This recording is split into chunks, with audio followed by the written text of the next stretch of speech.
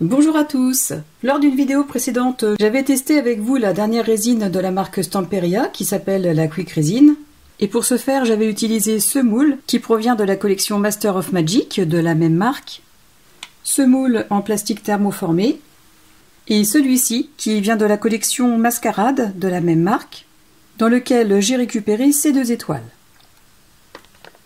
Et bien aujourd'hui, pour approfondir mon test avec cette résine, je vais réaliser un petit projet qui va me permettre de les mettre en couleur et de pouvoir vous en montrer le rendu.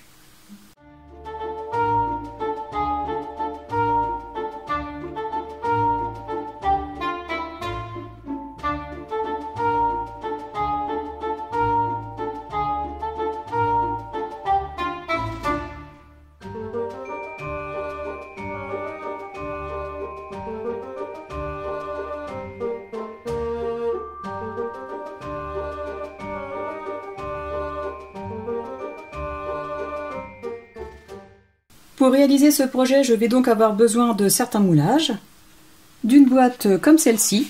Alors j'aurais très bien pu la faire moi-même, mais étant donné que je suis très occupée ces derniers temps, j'ai préféré la prendre déjà toute faite. Je vais me servir aussi de ce bloc de fond en 20 sur 20 cm de la collection Master of Magic, de die cut de la même collection, de peinture acrylique Allegro. Alors j'ai sélectionné la couleur Pastel Pink, Burgundy, Milk White et Black. Je vais aussi utiliser le pad d'encre de couleur Burgundy de la marque Stamperia, du primaire de couleur blanche et peut-être ce pochoir. Mais de toute façon, au fur et à mesure de la vidéo, si je décide d'utiliser d'autres produits, je vous les montrerai et comme d'habitude, je vous mettrai leur lien dans la description de cette vidéo. Avant de commencer le projet, je voulais vous montrer l'évolution de la résine dans le temps, c'est-à-dire que lors de ma dernière vidéo, je vous avais montré ce qu'il en était au bout de 2 heures, à savoir qu'elle restait encore souple pour pouvoir s'adapter à des supports arrondis. Et bien à présent nous sommes à J+4 et je vais vous montrer que comme expliqué sur le mode d'emploi, la résine a atteint sa dureté maximum, comme ceci, et ne bougera donc plus. Je vais vous montrer avec ce moulage. Alors autant dans la vidéo précédente il était encore possible de le faire bouger, et bien là vous constatez qu'il est complètement dur et ne peut plus s'adapter aux formes arrondies. Niveau solidité pour moi il n'y a aucun problème, d'ailleurs j'ai fait tomber celui-ci tout à l'heure et vous voyez qu'il n'est pas cassé du tout. Et je trouve que l'aspect est identique par rapport à l'autre résine que j'ai l'habitude d'utiliser. Je vais vous montrer. Avec le côté lisse comme la résine polyuréthane. La précision du moulage et la dureté. Voilà pour cette petite parenthèse. À présent, passons au projet. Comme cette boîte était destinée à un autre projet, j'avais déjà commencé à la préparer en appliquant du gesso transparent avec ce genre de tampon mousse. Mais concernant le projet d'aujourd'hui, vous pouvez commencer à préparer la boîte en appliquant du gesso blanc. Je vais travailler la boîte en la mettant dans ce sens, ouverture vers moi. Et comme je vais utiliser une des feuilles de la collection Master of Magic, que j'ai coupée à la bonne mesure, en laissant un liseré d'1,5 cm tout autour, comme ceci. Pour mettre en couleur la boîte, je vais me mettre en raccord avec les couleurs de la collection et commencer par utiliser la couleur Burgundy et Pastel Pink.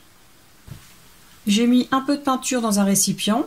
Et étant donné que le papier que j'ai choisi a ce ton de couleur, je vais faire en sorte de m'en rapprocher le plus possible. J'ai aussi ancré les contours du papier avec l'encre de couleur Burgundy. Et à présent, je vais commencer à mettre de la peinture sur les contours de la boîte. Étant donné que je ne sais pas quelle quantité de peinture il va me falloir, je préfère en mettre petit peu par petit peu plutôt que d'en gâcher. Alors je commence par prendre la couleur Burgundy. J'en applique sur le contour de tranche et de couverture.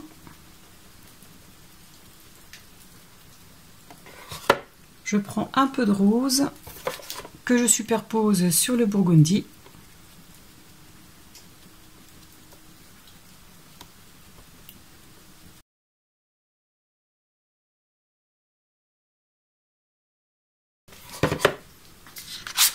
Je prends le papier et je vérifie le ton. Moi, je pense que c'est pas trop mal, donc je vais continuer en mélangeant de cette façon. Et je vais faire toute la tranche et le contour de cette première couverture.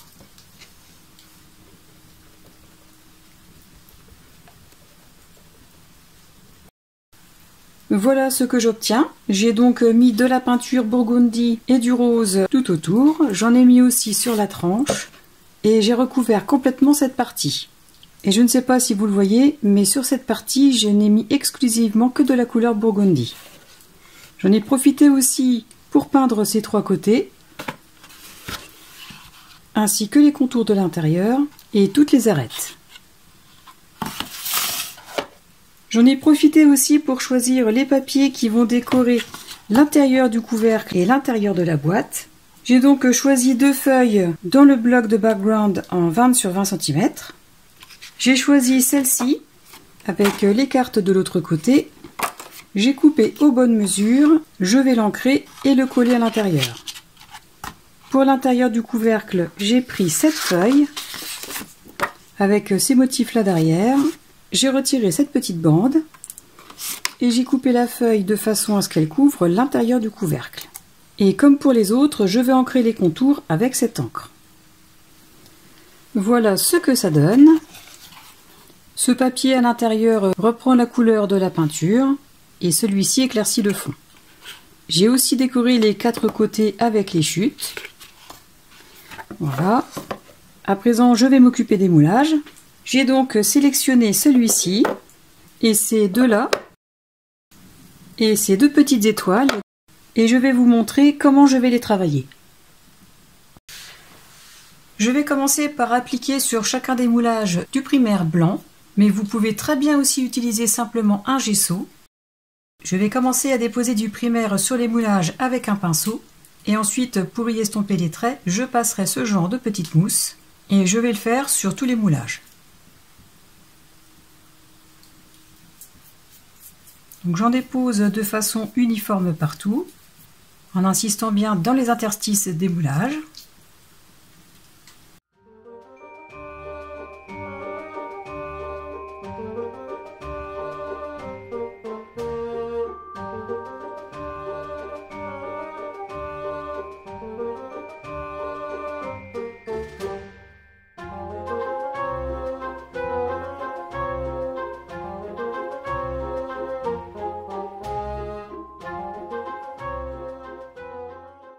Et si je commence par recouvrir tous les moulages avec du primaire, c'est tout simplement parce que la résine n'est pas un matériau poreux, et donc cette couche de primaire va permettre à la peinture que je vais appliquer par la suite de tenir.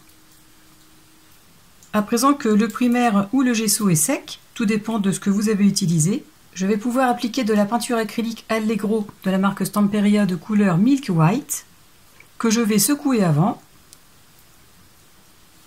J'en dépose un peu dans un récipient. Et je vais utiliser ce pinceau mousse pour recouvrir ces 3 moulages. Je mets les étoiles de côté.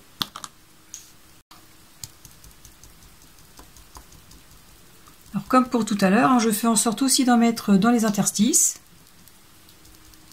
Et si je n'y arrive pas avec le pinceau mousse, bien évidemment, je n'hésite pas à utiliser un pinceau fin.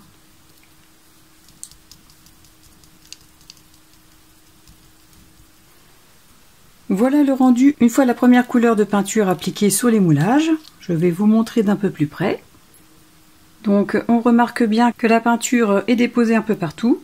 Et le fait d'avoir utilisé un pinceau mousse permet d'avoir une petite texture qui se rapproche de la pierre et c'est exactement l'effet que je recherchais.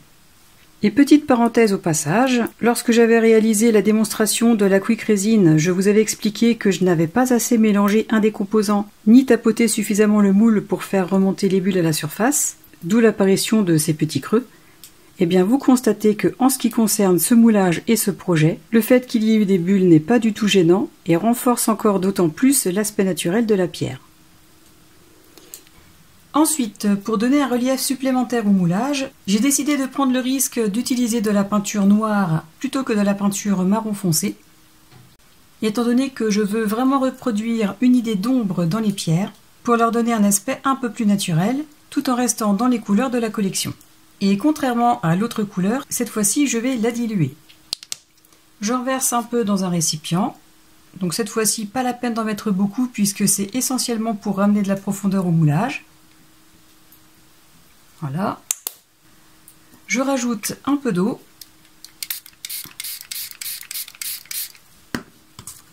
J'en dilue une petite quantité. Et je commence à en mettre dans les interstices. Comme ceci.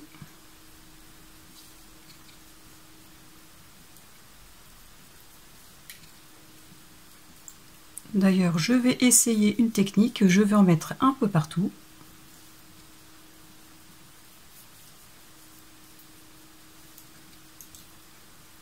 Je vais tester en pulvérisant un peu d'eau sur cette partie, de façon à faire disparaître le maximum de peinture, tout en la laissant dans les interstices, comme ceci. Voilà, et le rendu est exactement celui que je cherche. Donc je vais continuer de cette façon en appliquant de la peinture diluée sur tout le moulage. Voilà ce que j'obtiens avant le séchage. Personnellement, moi c'est exactement l'effet que je recherchais, mais si vous trouvez que c'est trop foncé, eh bien n'hésitez pas à rajouter un petit peu d'eau pour retirer encore plus de peinture, mais moi je pense que je vais laisser comme ça. Et je vais faire la même chose pour les deux autres. Et petite astuce, si vous estimez qu'il y a trop de peinture dans les interstices, eh bien il suffit simplement de prendre le petit pinceau, commencez à sécher Wheat Gun si vous en avez envie, et il vous suffira simplement de prendre le pinceau, de le placer au niveau du surplus de peinture, comme ceci, et le surplus sera absorbé directement. Là, je le fais aussi ici. Et faites en sorte qu'il en reste quand même, de ne pas trop en retirer pour avoir vraiment cet effet d'ombre et de profondeur.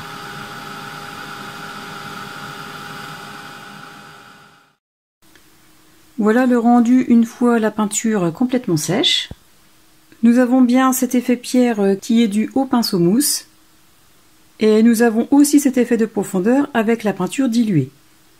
Alors si comme moi, vous avez des pièces qui ne sont pas teintées tout à fait de la même façon, eh bien soit vous laissez tel quel, puisque dans la réalité les pierres n'ont pas toutes la même teinte, ou alors vous pouvez recommencer l'opération en plaçant tout d'abord de la peinture la plus claire et en repassant ensuite de la peinture plus foncée diluée. Personnellement, moi j'hésite encore un petit peu parce que en plaçant les éléments sur la boîte, je m'aperçois que les différences de teinte sont cohérentes. Donc je vous montre.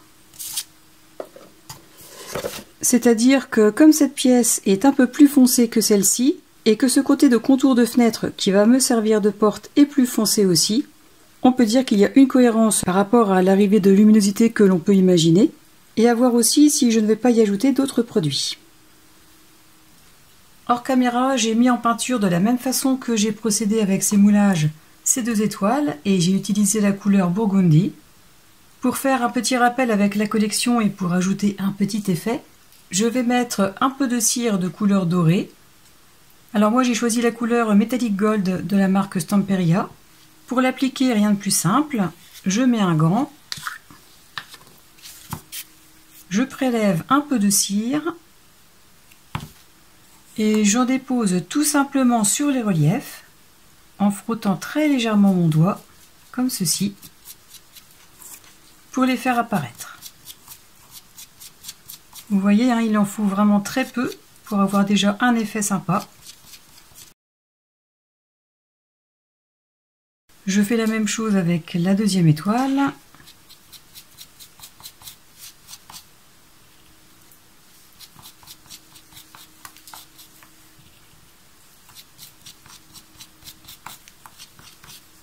Et vous voyez, simplement avec un petit peu de cire, on obtient un effet de lumière vraiment très intéressant. J'en rajoute un petit peu ici dans les angles.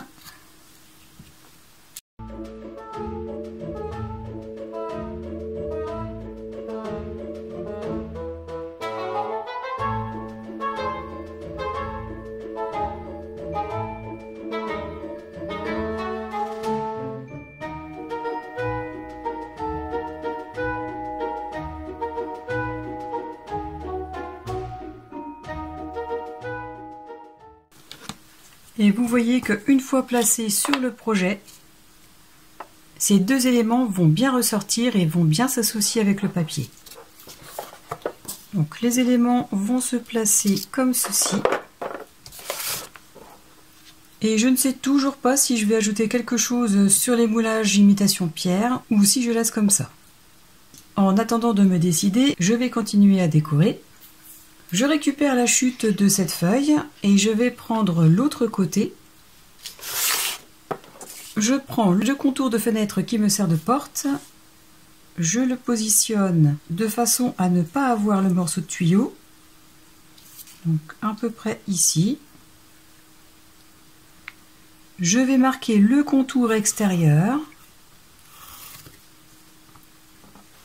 Ici et ici. Et je vais découper au niveau des traits.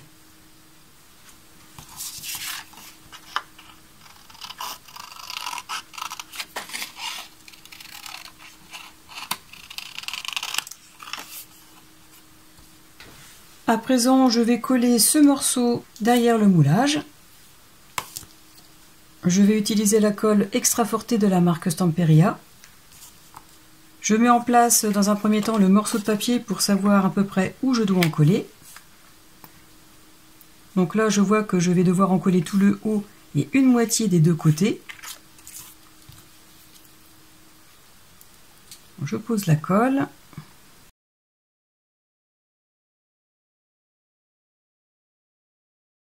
Je place le papier dessus, dans le bon sens, hein, bien évidemment. Je l'ajuste par rapport au bas et aux deux côtés du moulage,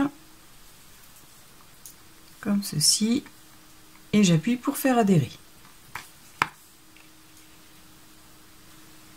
La porte est prête. Ensuite, je reprends la boîte. Et sur le dessus, alors là, vous n'êtes pas obligé de le faire, c'est simplement moi qui ai eu envie. Je vais mettre des éclaboussures de cet aquacolor de couleur or perlé. Aquacolor que j'ai bien secoué avant, pour que les paillettes soient bien mélangées à la peinture. J'ouvre le flacon. Et je vais en tapoter sur le dessus du projet très doucement. En privilégiant les bords, puisqu'il va y avoir la porte au milieu. Comme ceci. Alors j'essaye d'avoir des gouttes d'à peu près toutes les tailles.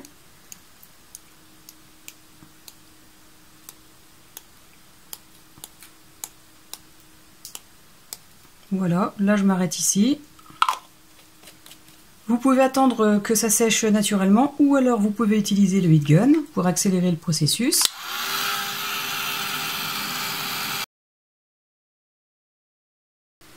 Voilà le rendu. Alors j'ai rajouté 2 grosses gouttes ici parce que celle-ci que je trouvais très jolie va malheureusement être cachée par la porte et comme je trouve que la grosse goutte rendait vraiment bien, j'en ai refait 2 de chaque côté. Je vous montre l'effet d'un peu plus près. On obtient des taches dorées scintillantes, les paillettes ressortent vraiment bien et la couleur dorée s'associe parfaitement avec la couleur burgundy et le gris. D'ailleurs, je n'ai pas encore décidé complètement de la décoration complète de la boîte, mais je pense que je vais mettre des gouttes aussi de ce côté, et peut-être aussi un peu de pochoir. Mais pour l'instant, je laisse comme ça. Je vais pouvoir coller la porte au centre du couvercle, en me mettant au ras du papier, et en me centrant par rapport à la droite et à la gauche. Comme pour coller le papier tout à l'heure sur le moulage, je vais utiliser la colle Extra Forte pour coller l'ensemble. J'ai posé du poids dessus et j'ai attendu que tout sèche bien. Et à présent, je vais pouvoir décorer. Étant donné que cette vidéo était essentiellement consacrée à vous montrer le rendu après colorisation de la Quick Resin, je ne vais pas forcément m'attarder sur la décoration de cette boîte, mais par contre, je vais vous en montrer les grosses lignes. Pour décorer l'intérieur de la porte, dans les die cuts, j'ai choisi ce petit renard que j'aime beaucoup, ainsi que ses cartes. Ils vont trouver leur place respective ici, et pour leur donner un peu plus de dimension, j'ai récupéré des chutes de carton gris. Alors celles-ci sont d'une épaisseur d'environ 2 mm. Tout d'abord, pour mettre un peu en avant le renard sans le faire dépasser de la porte, j'ai pris un morceau de carton gris que j'ai coupé de façon à ce qu'il ne dépasse pas du die cut, et j'en ai mis qu'un seul. Donc, je vais le placer ici. Ensuite, pour mettre en place ce die cut avec les cartes, je ne vais pas du tout le coller sur le moulage, étant donné que celui-ci n'est pas plat, la tenue va être compliquée. Donc j'ai coupé plusieurs épaisseurs de petits morceaux de carton gris. Ceux qui sont un peu plus gros se placent en haut et les plus petits en bas. Je reprends le die cut, je vérifie si la position est bonne. Alors je vais remonter un peu celui-ci. Les emplacements sont corrects, donc je vais pouvoir les coller les uns sur les autres, puis sur le couvercle, après avoir fait un petit repère discret, comme ceci, pour ensuite pouvoir coller ce die cut.